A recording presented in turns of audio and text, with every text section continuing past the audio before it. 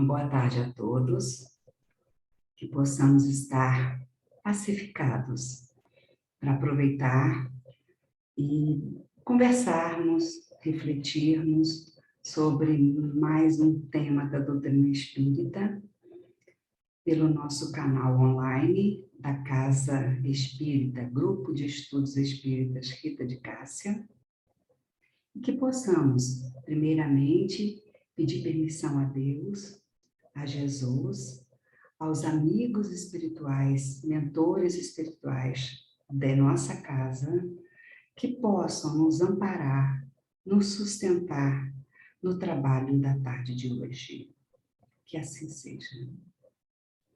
Bom, é com muita alegria que nós estamos sempre aqui, e o que nós vamos hoje conversar é um tema, eu diria assim, desafiante, porque coube para nós falar do Evangelho segundo o Espiritismo, capítulo 17.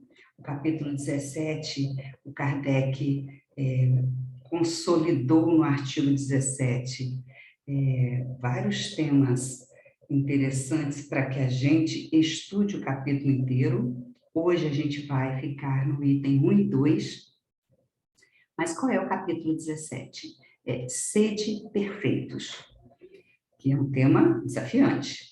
Sede perfeitos, e Kardec fez o seguinte, ele coloca, ele inicia nos itens 1 e 2, no item 1, ele traz o Evangelho de Mateus, capítulo 5, versículo 44, 46 a 48, traz uma fala de Jesus, que nós vamos ler, esta fala de Jesus, e depois ele traz outros blocos nesse capítulo 17, que são bem interessantes para quem se interessar pelo tema e acha que vale a pena depois dar uma lida no capítulo inteiro.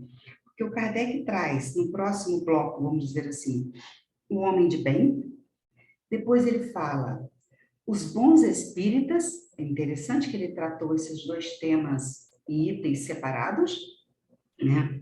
Para a gente até desmistificar algumas coisas aí, é interessante, se o bom espírita, homem de bem, que características tem cada um. Kardec ainda traz nesse capítulo a parábola do semeador, e aí ele fecha o capítulo com as instruções dos espíritos, e ele fala em dever, virtude, e ele traz uma outra coisa também interessante, uma instrução interessante, que é o homem no mundo, nós, humanidade, no presente mundo. Então, vamos ficar aqui na parte do item 1 e 2, que é caracteres da perfeição, mas a gente sempre tem que lembrar, o presente que é o Evangelho de Jesus em nossas vidas. Por quê? Porque à medida que a gente vai estudando, com agora, o advindo da doutrina espírita, que trouxe uma amplitude no olhar sobre os ensinamentos de Jesus, porque Jesus deixou ali aquelas sementinhas, sementes. E a cada época da humanidade, a cada evolução moral, intelectual, fazendo uma análise da vida de Jesus, dos ensinamentos de Jesus, a gente vai percebendo que tinham detalhes ali que a gente estava passando assim, estava escapando o nosso entendimento, porque a gente lá atrás a gente não tinha condições de compreender ainda. Hoje, com a ajuda da doutrina espírita, se entendendo, a gente se compreendendo como espíritos imortais, o que já acontece? Já dá uma amplitude, a gente já não fica tão preso, e é só mesmo aquelas questões da linguagem, dos costumes da época. A gente consegue dar uma amplitude ao nos compreendermos espíritos imortais, ao nos compreendermos que estamos encaminhada para progredir, e isso faz com que essas sementes deixadas por Jesus vão encontrando o quê? Um solo mais fértil, porque a gente está mais aberto ao conhecimento. E é assim que a gente vai tentar entender melhor essas palavras de Jesus. Então, vamos agora, não perdendo mais tempo, vamos ler o que Mateus escreve sobre esta fala de Jesus. Mateus escreve o seguinte: amai os vossos inimigos, fazei o bem ao que vos odeiam e orai pelo que vos perseguem e caluniam. Olha só esse trechinho aqui. Amai os vossos inimigos, fazei o bem aos que vos odeiam e orai pelo que vos perseguem e caluniam. Porque se somente amardes os que vos amam, que recompensa tereis disso? Não fazem assim também os publicanos?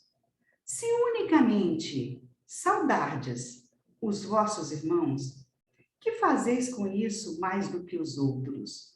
Não fazem o mesmo os pagãos? Sede, pois, vós outros perfeitos, como perfeito é o vosso Pai Celestial. Olha, esse trechinho que Mateus traz para a gente da fala de Jesus é extremamente profundo e complexo para nós. Porque imagina, olha o patamar que ele coloca. Sede perfeitos, Jesus colocou, né? Como perfeito é o vosso Pai Celestial. É um primeiro assunto que nós vamos discutir bastante hoje. E ele também, se a gente observar, ele deu uma amplitude para também inimigo, porque assim, inimigo, a gente pode ter vários graus de inimigos, desde alguém que não gosta da gente, naturalmente, antipatia nata, chegou aqui, não foi com a nossa cara, ou a gente não foi com a da pessoa, e tem vários graus, implicância, agressividade, pessoas que fazem efetivamente mal, que nos perseguem, que desejam mal para a gente. O Jesus coloca na fala, ele não para em amar os vossos inimigos, até para a gente não ter essa interpretação de que o que é inimigo, né? Ele fala do inimigo para a gente fazer o bem daquele que nos odeia e para a gente orar pelos que perseguem e caluniam. Quer dizer, Jesus deu uma abrangência enorme. Então, vamos pensar o seguinte: desde aquelas pessoas que a gente tem uma antipatia nata, que a gente tem implicância, ou que é implicado conosco, que, tipo assim, como a gente costuma dizer, né, não bate, não encaixa, ou pessoas até da nossa convivência do dia a dia, mas que são pessoas que a gente tem uma extrema dificuldade de conviver. Pessoas complicadas, quando não somos nós, né? Ou nós complicados, pessoas tóxicas para a gente conviver, né? Quando não somos nós também. Então, assim, essa questão de abranger, da gente amar, orar por estas pessoas que às vezes estão embaixo do nosso teto, estão trabalhando conosco, a gente encontra todos os dias, e ele ainda coloca uma régua, né? Um objetivo, uma meta alta, alta. Sede perfeitos como perfeito é o vosso Pai. Então, para a gente analisar tudo isso, realmente a gente tem que sair do puro, vamos dizer assim, análise do costume, da época e tudo, a gente tem que abranger a parte moral e sempre pensar o seguinte: o que Jesus quis me ensinar, quis nos ensinar com esta fala. Mas Allan Kardec, que com toda a missão dele, com a sabedoria da montagem desse capítulo, ele traz no segundo item deste capítulo os pontos que já nos ajudam a começar a compreender essa fala de Jesus. Vou até ler um trechinho já achei aqui. Vou até ler um trechinho da fala de Allan Kardec, porque já nos ajuda bastante a gente compreender um pouco essa questão, principalmente essa sede perfeitos, como perfeito é o vosso Pai. Allan Kardec diz o seguinte: pois que Deus possui a proteção, pois que Deus possui a perfeição infinita em todas as coisas, esta proposição, sede perfeitos como o perfeito é o vosso Pai Celestial, tomada ao pé da letra, pressuporia a possibilidade de atingir-se a perfeição absoluta do Criador, tornando-se igual ao Criador, o que é inadmissível. Olha, bom que Kardec já salvou a gente aqui, né? Ele já diz o seguinte, que se a gente pegar isso ao pé da letra, achando que a gente pressupondo a possibilidade de atingir a perfeição absoluta, que quem é o único e absoluto? É o Pai, é Deus. Então, ele diz o seguinte, isto é inadmissível. E aí, Kardec diz o seguinte, que naquela época, os homens da época, Jesus falava de uma forma que eles compreenderiam, mas a inteligência era tão grande que Jesus jogava semente para aquela época, mas hoje a gente não consegue dar uma amplitude. Então, naquela época, os homens compreenderiam que precisariam progredir. E se miravam em quem? Deus Pai. Que também foi algo que Jesus trouxe, porque até a vinda de Jesus, qual era o conceito de Deus trazido por Moisés e que estava estabelecido na cultura local? É que Deus era temido. Então, quando Jesus trouxe a figura do Pai, ele dá uma outra referência para aquela humanidade daquela época, com os conhecimentos possíveis de ser dado para aquele povo naquela época. Depois veio a doutrina espírita, que dá uma outra amplitude na compreensão de Deus, Deus Pai, mas dá uma outra compreensão e abre um pouquinho mais. E aí, vou ainda continuar com um trechinho de Kardec, para depois a gente falar um pouquinho até do Livro dos Espíritos, vamos pensar lá algumas questões que os Espíritos explicaram a Kardec sobre Deus. E aí, ele ainda diz o seguinte, aquelas palavras, portanto, devem entender-se no sentido de perfeição relativa, que a humanidade é suscetível e que mais se aproxima da divindade. Olha o que Kardec já fala aqui para a gente. Essa perfeição não é absoluta, que a absoluta é Deus. É uma perfeição relativa e que é suscetível para a gente, para que a gente se aproxime da divindade. Então, Kardec, ele mesmo, já dá uma ajuda aqui muito profunda para a gente, dizendo ainda que, se a gente observar, as lições de Jesus são muito profundas e elas serão entendidas em todas as épocas da humanidade. Jesus falava em conformidade com o tempo, com o lugar, e ele demonstrava um enorme e profundo conhecimento das leis. Então, ele falava atendendo às leis, aos costumes da época, mas já com um lançar de conhecimento com base que seria, na realidade, para todas as épocas da humanidade. E aí, a gente tem ainda uma questão que eu achei muito interessante e vou compartilhar com vocês. Quando a gente estava estudando esse assunto, para trazer aqui, né, para a gente conversar, eu gosto muito de Arthur Valadares, esse jovem, maravilhoso palestrante espírita, tão estudioso e tão jovem, né? Eu vi uma fala do Arthur Valadares também sobre essa parte do nosso estudo. E eu achei interessante, até eu comentei aqui com vocês, que às vezes a gente não percebe detalhes, né? Quando a gente estuda, a gente tem que voltar a estudar de novo, voltar a estudar de novo, e a gente não percebe detalhes.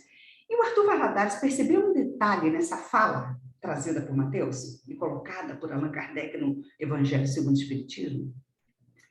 Ele trouxe uma observação que é legal a gente tá compartilhando com vocês, porque me chamou a atenção. Eu não tinha pensado nessa questão. Ele diz para a gente o seguinte, nesta fala de Jesus, quando Jesus fala aqui, sobre a gente sede perfeitos, como perfeito é o vosso Pai. O que Arthur Valladares fala? Se a gente pegar a vida de Jesus, as passagens de Jesus, as parábolas de Jesus, em determinados momentos, Jesus fala, dá uma referência, porque ele sempre faz algo comparativo, com parábolas, ele dá sempre uma referência comparativa, uma forma de nos ajudar a compreender.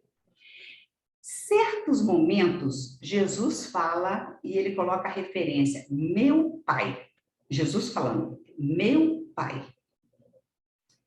Em outros momentos, Jesus fala, nosso Pai. Ele compartilha, é o meu Pai, Jesus, vosso Pai. Humanidade. E em certos momentos, e este aqui é um momento bem específico em relação a isso, ele fala, sede perfeitos, como vosso Pai.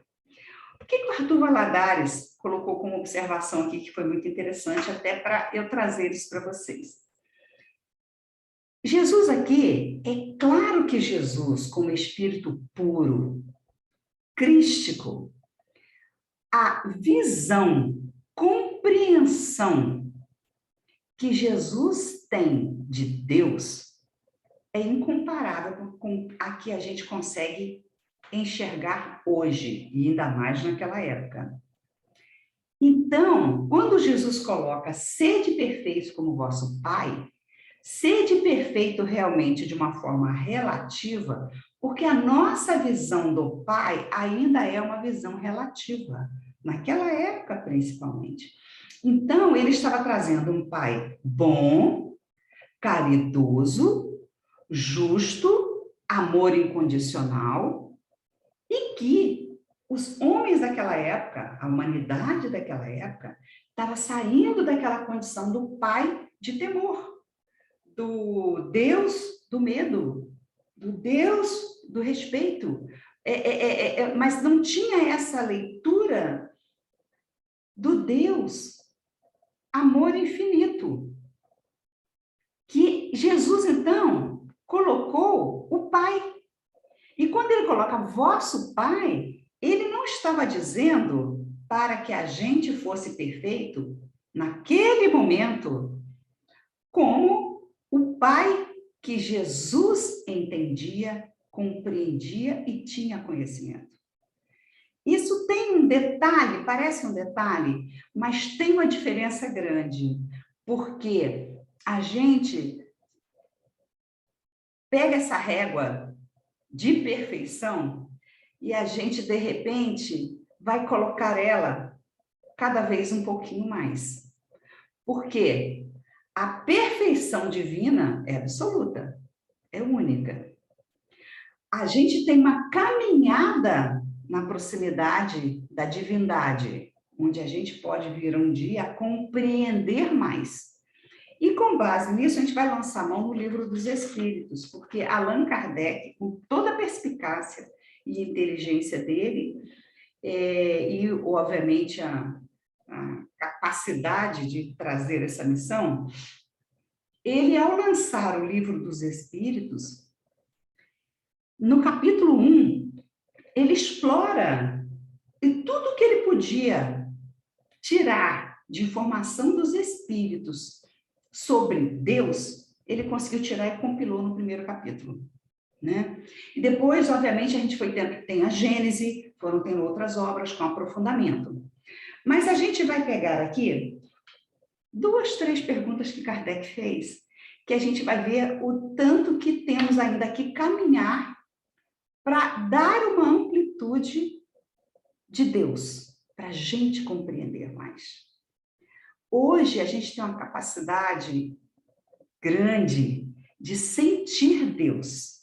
Sentir Deus na vida, sentir Deus na criação, sentir Deus na natureza, sentir Deus nos detalhes da perfeição de tudo, desde o nosso corpo a todo o equilíbrio da Terra, a todo o equilíbrio do universo, dos universos. A gente, então, consegue sentir. Agora, a profundidade da natureza divina, a gente ainda está com uma caminhada pela frente. E aí, Kardec, ele faz a seguinte pergunta. Primeira pergunta, que é Deus? Ele não pergunta quem, ele pergunta que é Deus. E os espíritos respondem a Kardec, Deus é a inteligência suprema, causa primeira de todas as coisas. Ora, dão amplitude aqui grande, mas Kardec não para por aí, né? Kardec é Kardec, né? Aí eles falam o seguinte, Kardec diz o seguinte, mas é possível ao homem penetrar a natureza íntima de Deus? E a resposta sequinha, não. Falta-lhe, para tanto, um sentido. Quer dizer, a nossa visão ainda é uma visão limitada. Está faltando sentido. Quer dizer, essa estrutura corporal, essa estrutura perispiritual, que nós temos o perispírito, mas que ainda é denso, ainda é uma matéria, numa determinada outra proporção, mas ainda é denso, e a gente tem limitações de sentidos para conseguir compreender com maior profundidade a natureza divina. E Kardec ainda não satisfeito, e ele tem outras questões que não vai dar tempo para a gente abordar aqui, mas ele pergunta o seguinte, mas será dado ao homem, quando fala a humanidade, né, compreender o mistério? Será que algum dia a gente vai conseguir compreender o mistério da divindade? E a resposta, quando o seu espírito, olha só a resposta que interessante, não mais estiver obscurecido pela matéria e pela perfeição, pela sua perfeição, se houver aproximado de Deus, então o verá e o compreenderá. Olha como isso aqui fecha com aquilo que nós estamos estudando lá do Evangelho segundo o Espiritismo. Ele diz o seguinte, quando a gente não estiver obscurecido pela matéria, quer dizer, sentidos irão aflorar, potenciais irão aflorar. Porque através da nossa perfeição, que perfeição é essa? A nossa melhoria moral, a nossa melhoria intelectual. À medida da nossa perfeição, nós vamos nos aproximar de Deus. Então, nós vamos ver e nós vamos compreender melhor Deus. Essas questões de Allan Kardec, tanto no Livro dos Espíritos quanto na Gênese, realmente, assim, a doutrina espírita, ela dá uma amplitude mesmo, né, do nosso conhecimento, assim, com relação à fala de Jesus, e dá um aconchego no nosso coração, porque a gente vê que ali, nos ensinamentos de Jesus, tem, na realidade, ensinamento para a eternidade. Que ele plantou a gente, aquela sementinha, né? Cada parábola que ele plantou. Nesse próprio capítulo, né, que ele fala da parábola do semeador, e o que a gente observa desses ensinamentos? À medida do nosso crescimento pessoal, à medida da nossa interiorização, da nossa evolução moral, da nossa evolução intelectual, esta sementinha deixada, a gente vai lá olhar ela novamente, ela vai ter uma profundidade, ela vai estar mais fértil, ela vai gerar frutos, porque a gente vai ter efetivamente compreendido os ensinamentos de Jesus. Mas agora, a gente ainda tem que raciocinar em cima dessa fala de Jesus aqui, que não está muito fácil, não. Quer dizer, a gente já viu que aquela perfeição é relativa, mas ainda tem uma mensagem. Porque Jesus deixa muito claro, se a gente tiver dúvida, qual era o recado de Jesus aqui? No início está muito claro. Jesus fala assim para a gente, ó, amar vossos inimigos, fazer o bem aos que vos odeiam e orai pelo que vos perseguem. Está claro. Agora, é difícil, né? Imagina, na nossa condição hoje, não sei vocês, mas eu tive dificuldades ao pensar nesse texto, nessa palestra, porque assim, a gente ter a capacidade de amar um inimigo, alguém que reconhecidamente é inimigo, às vezes até a dificuldade de alguém que simplesmente é difícil de lidar, já não é fácil. Então, a gente tem que pensar o seguinte, que perfeição é essa? O que dá para a gente fazer na presente encarnação? Que passo eu consigo dar nesta encarnação? Porque temos também que tomar cuidado com a angústia da perfeição. Senão, a gente começa a se tornar perfeccionista. A questão é, o que eu, hoje, nós, no ponto que nós estamos, no momento que a gente se encontra da evolução, com as dificuldades do nosso entorno, com as pessoas que a gente tem que lidar, porque tem algumas pessoas que a gente tem que lidar. Algumas não, algumas a gente pode tomar a decisão de não conviver, mas tem pessoas que a gente vai conviver e pessoas que a gente tem dificuldade, pessoas tóxicas, de relacionamento difícil, pessoas até mesmo com um nível elevado de inimizade para conosco, que podem até nos fazer mal. Que perfeição é essa? Como a gente faz isso? O que Jesus quer nos ensinar com esse assunto?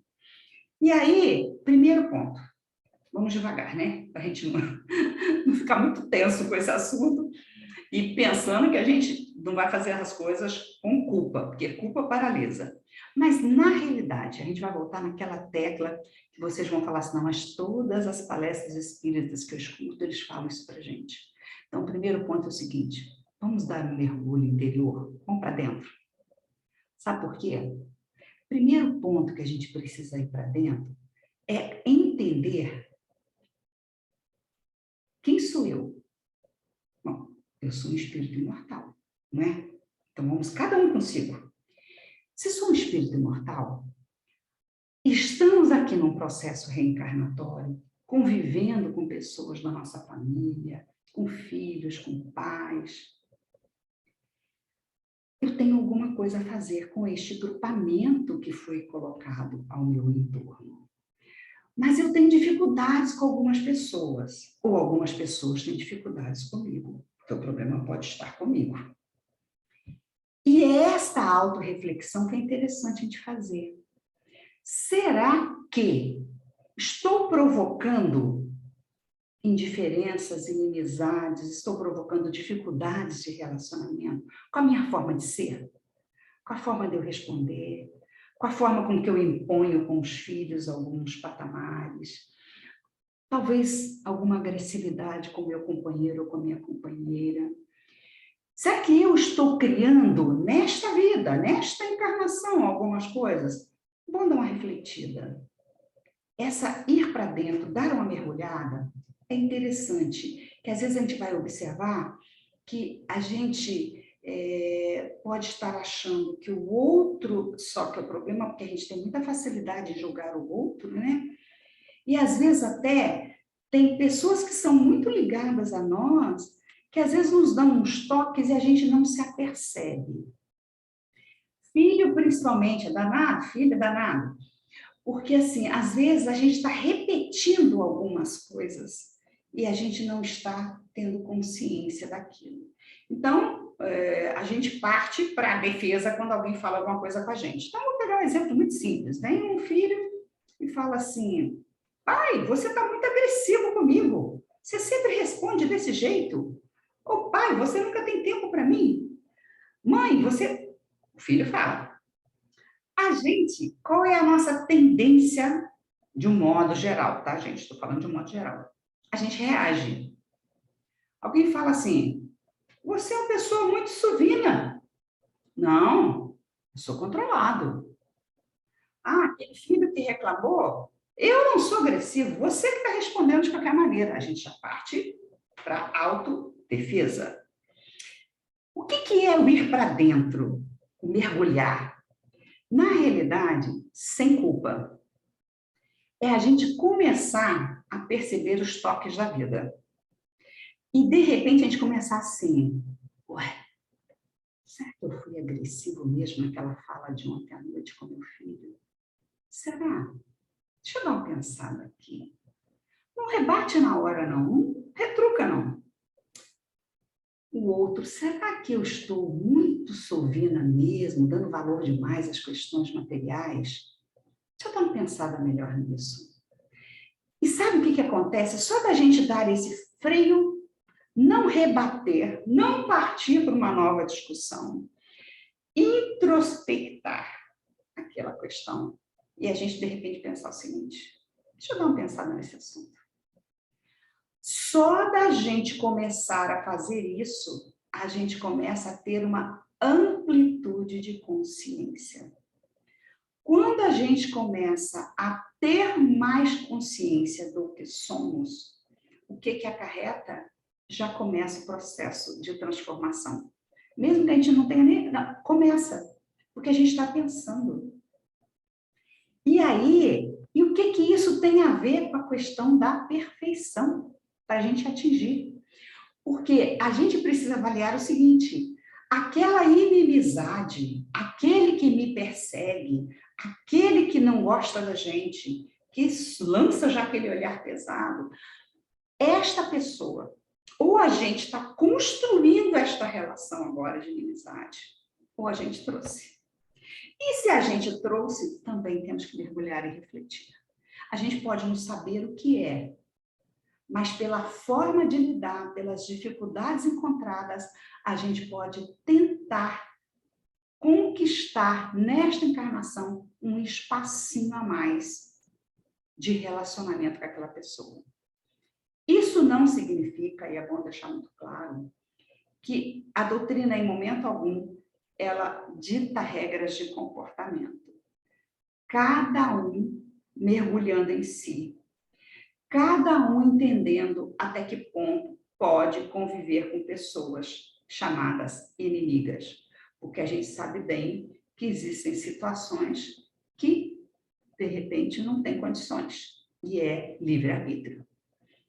Agora, entender o inimigo, eu busquei uma fala de Divaldo para nos ajudar a entender o inimigo. Por que uma fala de Divaldo? Porque Divaldo falou brilhantemente nesse tema, que pode nos ajudar bastante. O que Divaldo falou? Se alguém não gosta de você, o problema é dele. Mas quando você não gosta de alguém, o problema é seu. Então ame. Seja qual for a circunstância, o amor é o sublime elixir de plenitude. Para quem o esparge, quer dizer, para quem o espalha e para quem é dirigido, isto é, para quem recebe. Gostaria de dizer para você que vale a pena amar. Isso Divaldo falando. Se você não é amado, não é importante. Importante é quando ama. Olha que legal essa frase. Importante é quando ama. Não se preocupe com os inimigos. Todos nós temos inimigos, mas isso é secundário. O importante é não ser inimigo de ninguém. Olha, essa fala de Divaldo, para nós espíritos, que já nos entendemos espíritos imortais, ela é sublime. Por que todos nós temos inimigos pela condição que a gente vive hoje, pelas dificuldades que a gente passa, pelo estágio de evolução que a gente está, a gente não tem dúvida. Mas o que ele fala? O importante é a gente não ser inimigo de ninguém. Então, aqui já tem um primeiro toque para a gente. Opa, eu posso tentar não ser inimigo de ninguém. E a fala de Jesus, na realidade, ela resume a caridade. Por quê? Quando ele fala dessas pessoas que são inimigas, aqui ele está deixando muito claro para a gente que a gente tem que ter benevolência para com todos, boa vontade. E que a gente tem que parar de julgar o outro com os defeitos do outro, enxergar o outro só pelos seus defeitos. Então, a verdadeira caridade, ela vai começar pelo passo, realmente, de amar a todos, independente se é amigo ou se é inimigo. Agora, como é que a gente consegue amar o inimigo? Isso que eu pergunto para todos vocês. Como que a gente consegue? E aí, nós vamos combinar algo. Por quê? A gente não precisa ter, pelo inimigo, a mesma ternura que a gente tem para aquele irmão amigo. Não precisa, não precisa. Mas a gente tem alguns passozinhos que a gente pode evoluir. Nesta presente encarnação. Nada de falar igual alguns espíritos falam assim, ah, não, eu não vou dar conta, deixa isso para a próxima encarnação. Nós temos um compromisso nesta encarnação. Então, qual o primeiro passo? O primeiro passo para a gente avançar nesse assunto, a gente já falou. Mergulhar em si, ampliar a consciência para que a gente consiga, interiorizando, reconhecer questões que a gente precisa trabalhar, reconhecer potenciais que estão apagadinhos ali. Primeiro ponto, deixa eu ver se eu estou complicando a minha relação com o filho, com o marido, com a esposa, com o genro, com mãe, com sogra. Vamos pensar. Será que não sou eu o complicado? Será que todo mundo é legal na família e eu que estou fazendo a confusão aqui? Ou vice-versa, não, identifiquei, mas eu não quero realmente que essa pessoa seja meu inimigo, então eu não vou ser inimigo dessa pessoa. E aí, tem um próximo passo. Nós vamos dar a dica aqui em 3 passos para ver se a gente, né, todos nós, se a gente consegue avançar nisso. O próximo passo a gente vai precisar, assim, ter um esforço, depois que a gente já fez essa introspecção, já ampliamos um pouco a nossa consciência, e isso não é um estanque não, tá? Isso é dia a dia, dia a dia, dia a dia. Aquela pessoa do trabalho que me incomoda, aquela pessoa que eu não aguento nem olhar, pessoas que são antipáticas. Peraí, vamos pensar. Será que eu ajudei a construir isso? Será que eu estou ajudando a construir isso? E tem uma coisa que é interessante, é o seguinte, o próximo passo. Estou sintonizando com essa pessoa o tempo inteiro? Aquele pensamento de ódio, desejo de vingança, tomara que chegue ali na esquina e a pessoa seja atropelada. Tem gente que chega a pensar até nisso. Que o fulano perca emprego, que quebra o dedo na cadeira. Como é que eu estou sintonizando? Porque a gente tem que sempre lembrar, pensamento é energia, é força eletromagnética. Então, quanto mais eu me sintonizo, mais eu me conecto. Porque o pensamento tem a capacidade de trazer, de sugar, de captar e de expelir.